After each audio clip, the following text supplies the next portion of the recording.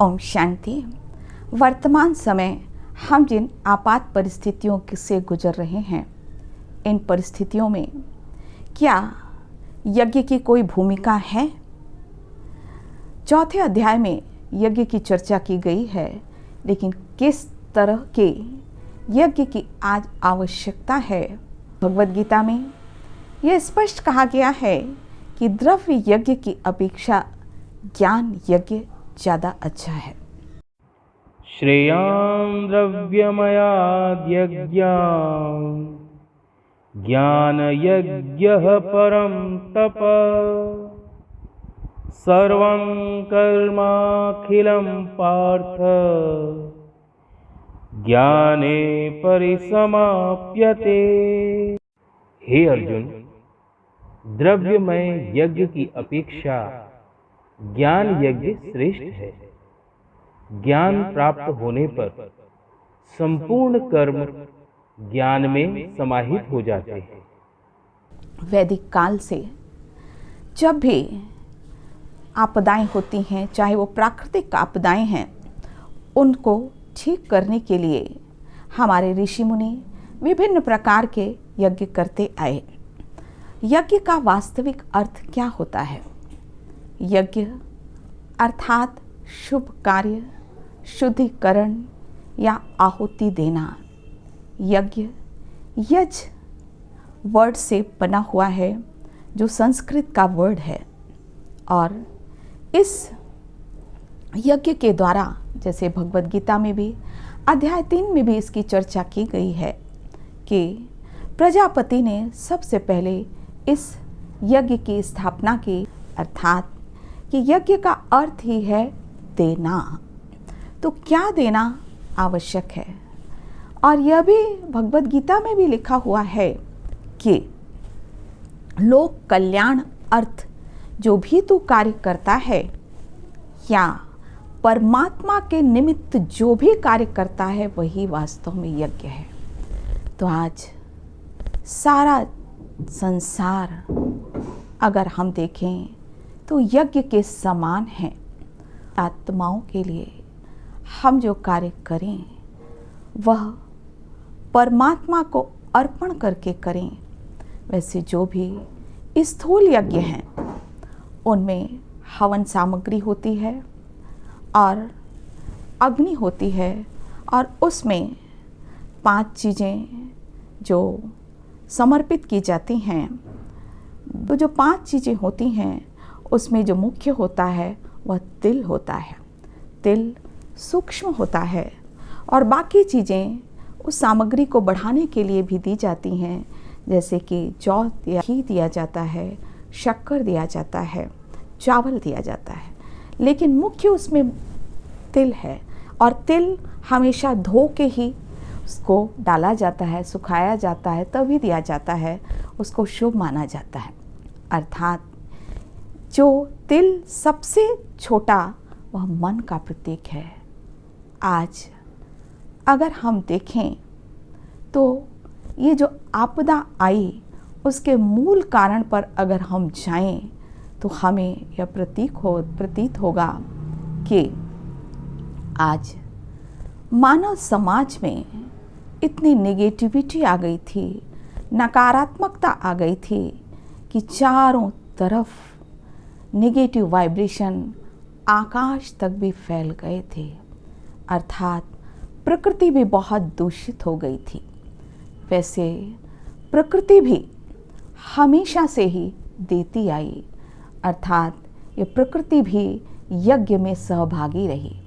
सिर्फ एक हमारा पृथ्वी ही ऐसा ग्रह है जिसमें कि ऑक्सीजन हमेशा के लिए अवेलेबल रही, और इसमें प्रकृति का बहुत बड़ा योगदान है। हमारे निगेटिविटी ने इस प्रकृति को बहुत दूषित किया, जिससे कि जो ऑक्सीजन होती आई, आज हमको इस प्राकृतिक आपदा के समय, कोरोना काल के समय ऑक्सीजन की ही अति आवश्यकता है। तो हमें ऐसा यज्ञ करना है कि लोगों को ऑक्सीजन भी मिले, प्रकृति अपना कार्य तो कर रही है, लेकिन हम अपना कार्य देने का वैसे ही प्रारंभ करें। तो किस तरह से हम यह सूक्ष्म यज्ञ रच सकते हैं? इसी सूक्ष्म यज्ञ को स्थूल यज्ञ के रूप में द्वापर से किया हुआ है, लेकिन आज उस यज्ञ से हैं साइंटिफिक स्टडीज़ कि अगर आप स्थूल यज्ञ भी करते हो तो कुछ समय तक वहाँ के बैक्टीरिया, वायरस, फंगस सब समाप्त हो जाते हैं और थोड़े समय के लिए लोगों का मन पावन भी हो जाता है, लेकिन सदा काल के लिए नहीं। सदा काल के लिए जो करने की विधि है वो भगवान ने भगवत गीता में भी बतलाई है, मन मना भव, अर्थात मन का शुद्धिकरण करो परमात्मा की याद में। इसको ही ज्ञान यज्ञ कहते हैं। इसीलिए कहा कि तू ज्ञान समझ ज्ञानियों के पास कि वास्तव में ये ज्ञान है क्या, क्योंकि ये ज्ञान इतना पवित्र है जिससे कि इसमें सारे पाप कर्म विनाश हो जाते हैं। तो अगर हम सूक्ष्म रीति से समझते हैं ये ज्ञान कैसे इस वातावरण की भी शुद्धि करता है, क्योंकि यज्ञ का एक अर्थ यह भी है वातावरण का शुद्धिकरण। तो जब हम परमात्मा को याद करते हैं तो हमारा दिव्यीकरण हो जाता है, जो यज्ञ का उद्देश्य भी है, अर्थात आत्मिक जो गुण हैं हमारे इमर्ज होने लगते हैं, जिसको कि आध्यात्मिक ऊर्जा कहा जाता है। व्यक्ति को स्वस्थ रहने के लिए 3 ऊर्जाओं की आवश्यकता होती है, आध्यात्मिक, मानसिक और शारीरिक। तो हमने 2 पर तो कार्य किया, लेकिन आध्यात्मिक ऊर्जा पर कार्य नहीं किया, और शरीर के हर सेल को इन आध्यात्मिक ऊर्जा की आवश्यकता होती है, जो 7 गुणों के रूप में हमारे अंदर हैं, और उनमें से एक गुण है शांति का। और यह शांति का गुण हमारे लंग्स के लिए बहुत आवश्यक है। तो जब चारों तरफ का वातावरण अशांत हो गया, हमारे अंदर भी अशांति हो गई, तो इस गुण की कमी भी हो गई। तो हम इस गुण को बढ़ाएं। इस गुण को बढ़ाने से अपने आप ही शांति के जो वाइब्रेशंस हैं वो लंग्स में जाते हैं, और ये एक प्रोटेक्टिव ऑरा का हमारे लिए तो काम करता ही है, लेकिन यह बाहर भी जाता है, वातावरण में भी क्रिएट होता है। तो ये जो हमारे लिए एक आपदा आई है, वास्तव में यह सिखाने के लिए भी आई है। जब पिछली बार यही कोरोना काल था, तब इतना ज़्यादा यह सीरियस नहीं था, डेथ रेट्स इतनी ज़्यादा नहीं थी, लेकिन इस बार ज़्यादा है। वह एक हमें चांस मिला था कि हम उस काल में थोड़ा संभल जाएं और हम समझ जाएं कि अब परिवर्तन की बेला है। हमें अब इस मटेरियलिस्टिक चीज़ों से थोड़ा सा वैराग्य आना चाहिए, लेकिन वो हम सब ने नहीं सीखा। तो आज हमें यह सीखने की आवश्यकता है, इस गुण को बढ़ाना है, और हम सब इस यज्ञ में सहयोगी बने। तो जो ज्ञान यज्ञ करता है, अपने आप ही वह द्रव्य यज्ञ भी करता है, संयम रूपी यज्ञ भी करता है, स्वाध्याय रूपी यज्ञ भी करता है, प्राणायाम रूपी यज्ञ भी करता है। इस यज्ञ में सारी चीज़ें समाई हैं, क्योंकि जब हमारे अंदर वो शांति और रहम का गुण आता है, तो हम अपने आप ही तन से, मन से, धन से, वाणी से और कर्मों से सहयोग देने लगते हैं। जो 7 ये जो लकड़ियाँ जो बताई जाती हैं, उसमें एक पलाश होता है, वह भी इस बात का प्रतीक है, क्योंकि पलाश के पेड़ में फूल तभी आते हैं जब पत्ते झड़ जाते हैं। अर्थात हम सब मटेरियलिस्टिक चीज़ों से अपना ध्यान हटाकर उस मन मनाभाव के मंत्र में टिकें, अर्थात कि नई दुनिया का आह्वान भी करें। तो किसी भी तरह से इस सूक्ष्म यज्ञ के हम सब सहयोगी बन सकते हैं। इस स्थूल यज्ञ में भी संगठन की आवश्यकता होती है, लेकिन नियमों के अनुसार हम यह स्थूल यज्ञ आपस में मिलकर नहीं कर सकते, क्योंकि हमें नियमों का पालन करना है। लेकिन सूक्ष्म यज्ञ अगर स्थूल रीति से हम तन से, धन से, वाणी से, कर्मों से करें, लेकिन मन से तो हम सब कर सकते हैं। तो आइए हम सब मिलकर इस यज्ञ में सहभागी बने। कुछ समय हम सब के लिए शांति का दान दें, वातावरण को शुद्ध बनाएं, जिससे कि हमारा स्थूल शरीर भी ठीक हो, प्रकृति भी अपने नियमों का पालन करे, जिससे ये शरीर की प्रकृति भी ठीक हो जाएगी। तो चलिए हम कुछ मिनटों के लिए अभ्यास करते हैं। शरीर को बिल्कुल ढीला छोड़ दें।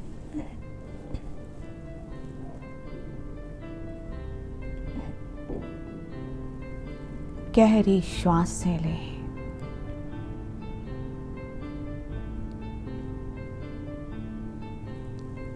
हर श्वास के साथ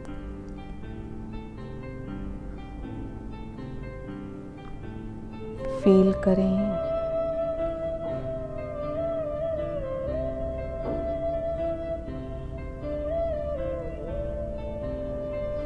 इस यूनिवर्स के पॉजिटिव एनर्जी मेरे अंदर प्रवेश कर रही है।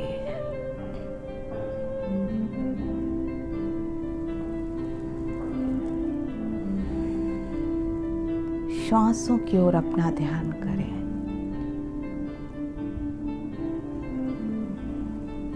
गहरी श्वासें, इनकी गति कम हो रही है।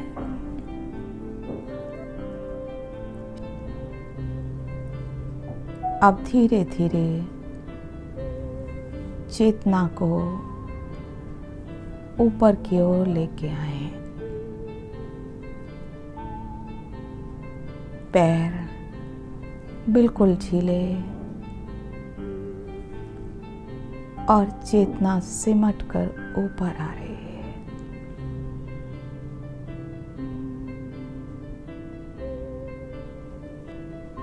हाथों की ऊर्जा, चेतना ऊपर की ओर आ रही है। चेस्ट बैक से होते हुए मस्तक के भ्रुकुटी के बीच में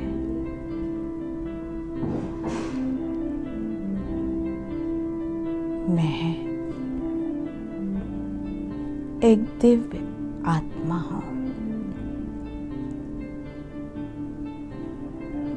दोनों आईब्रोज के बीच चैतन्य अविनाशी आत्मा।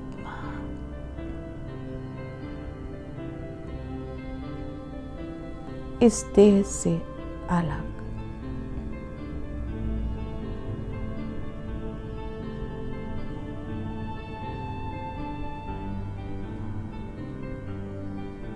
मेरा स्वधर्म शांत है।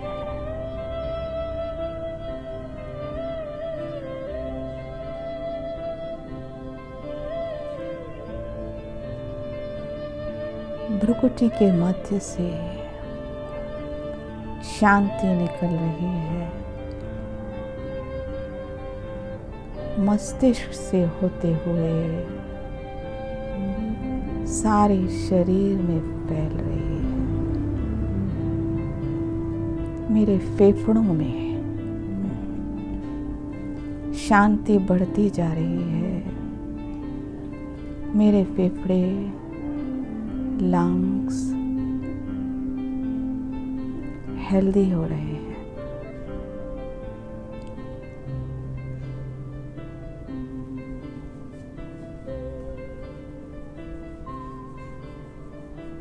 सारा शरीर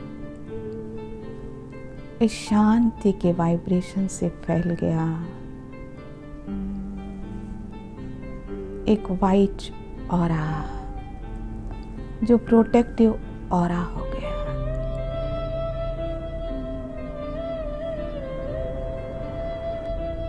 अब अपने सामने ज्योति स्वरूप परमात्मा को देखें, सूर्य के समान शांति का सागर।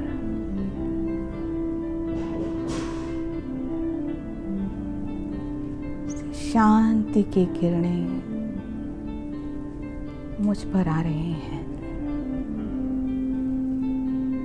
और मैं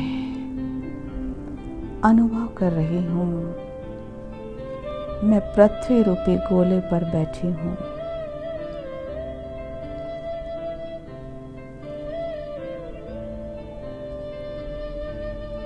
मुझसे यह हीलिंग शांति की ऊर्जा निकलकर सारे पृथ्वी पर फैल रही है।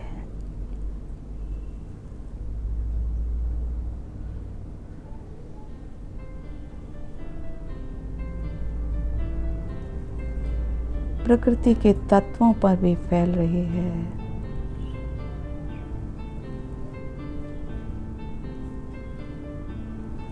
सर्व आत्माओं तक जा रही है।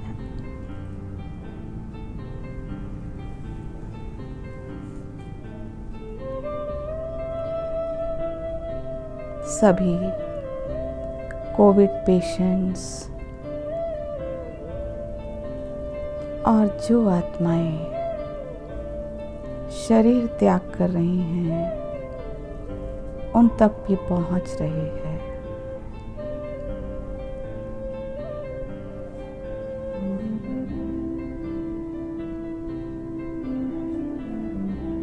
उस गर्भ तक पहुंच रही है जहां वो जाने वाले हैं।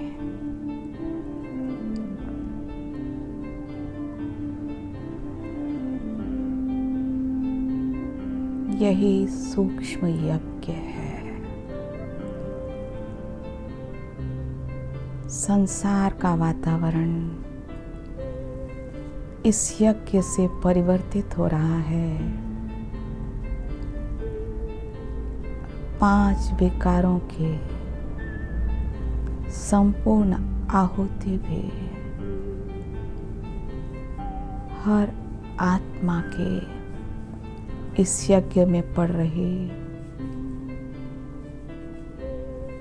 जिससे संसार का शुद्धिकरण भी हो रहा है। जल्द ही सुंदर सतयुग आ रहा है।